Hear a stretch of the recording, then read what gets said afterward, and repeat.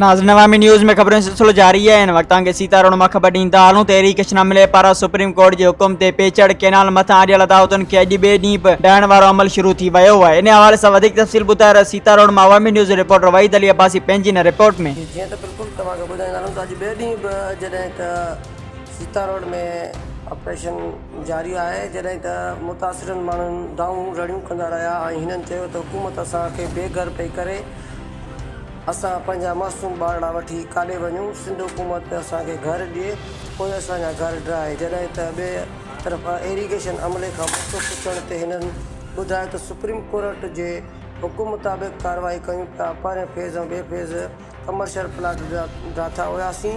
अॼु टियों फेज़ आहे, जंहिं करे पिचड़ खे हिकु पासे खां 20 फुटनि जे मुफ़ासिले ताईं ख़ाली कयो पियो वञे। ये सिलसिलो अञा हिकु ॾींहुं वधीक जारी रहंदो। मज़ीद खबरों और तफसीलात के लिए विजिट करें हमारी वेबसाइट www.awamiNewsHD.com।